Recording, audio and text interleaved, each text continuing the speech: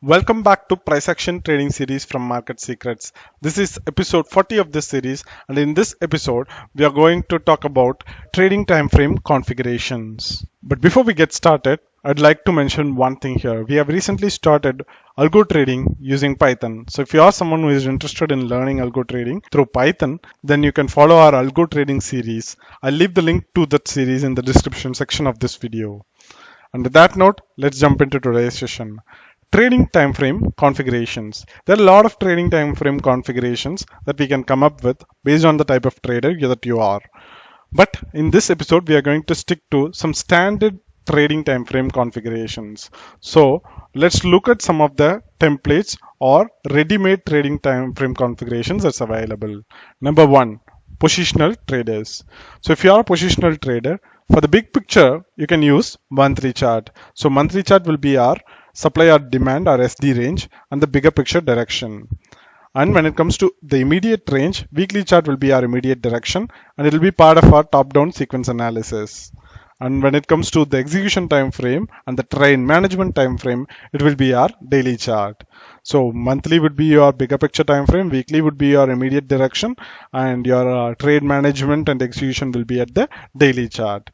So daily chart will be where we should draw and pick our levels, and this is where we set our targets and stop losses. And this is also the chart that we'll use to manage our trades. We'll use a technical stop loss to move our stop losses whenever there is a good opportunity. That is, we'll use it to trial our stop loss as well. And when it comes to the long-term traders, the bigger picture can be a 3-month or 6-month chart. So that will be our supply or demand or SD range, and it will also give us the big picture direction. And for the immediate direction, we can use the monthly chart, and it should be part of your top-down analysis as well. And for execution and trade management, you can use weekly or monthly chart depending on whether you are using 3 months or 6-month chart for referring the bigger picture. So we'll be using weekly and monthly imbalance as our entry time frames. The sequences use a very mechanical top-down analysis approach to locate our imbalances. So to put it simple, if you're a long-time trader, you need to use 3 months or 6-month chart for the bigger picture. If you're using 6 months for the big picture, for immediate you can use 3 month, and for execution you can use monthly. If you're using 3 month for the bigger picture, then you can use monthly for the immediate time frame and weekly for the execution time frame. That is how you need to set up your trading time frame configurations. Now let's look at the swing traders. For the swing traders, the bigger picture will generally be a weekly chart, which is your immediate supply or demand SD range, and it will give you the bigger picture. And for the immediate direction, you can use the daily chart, which will be giving us our main direction. So you can use daily chart as an immediate the time frame, and for the execution and trade management time frame you can use H4 chart or Harley chart. So Harley chart is the chart that you can use for swing trade as long as you use this to drill down your entry at a higher time frame supply demand area. So you should go for the confluence here. It all depends on your style of trading actually, but H4 will give you more time to breathe. So that's how it is. The higher the time frame, you'll get more time to get familiarized with, and it will give you enough time to make the right decisions as well. And there is also an intraday swing trading configuration.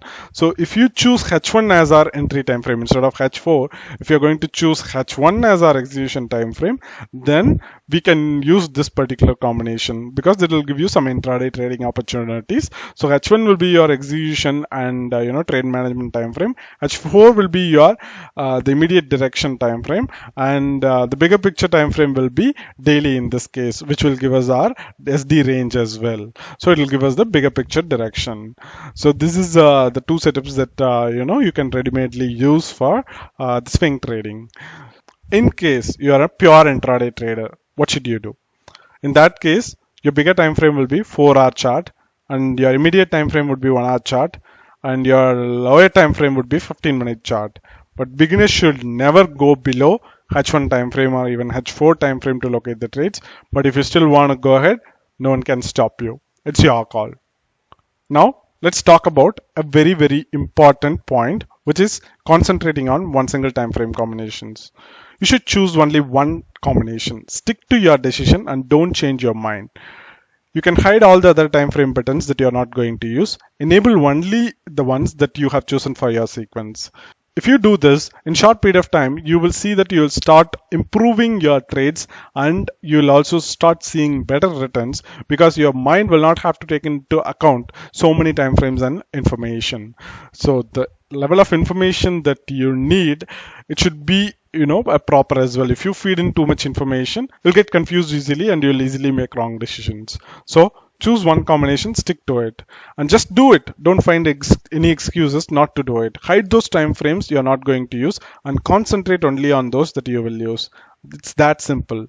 The sequence is a very powerful combination. So start with one, hide all the other time frames, and that should help you tremendously. And most importantly, you should follow very strict rules.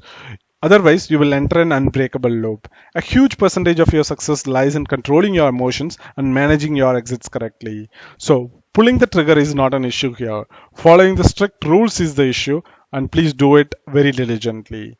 And lastly, key to becoming consistent is by being consistent. It's a loop that only you can break. So, it's a loop that only you can break. So, just begin that loop and start becoming consistent. And the key to becoming consistent is being consistent. So start that vicious cycle now. And with that, I'm closing today's session. If you have any queries, comments, or feedbacks about this episode, please leave it down in the comment section. I'll be happy to address it. Also, hit the like button if you've liked this video and share it with your friends if you find it useful. Also, subscribe to our YouTube channel and click the bell icon to get notified whenever we upload a new video or conduct a live session. Thanks for watching. Have a great day. Goodbye.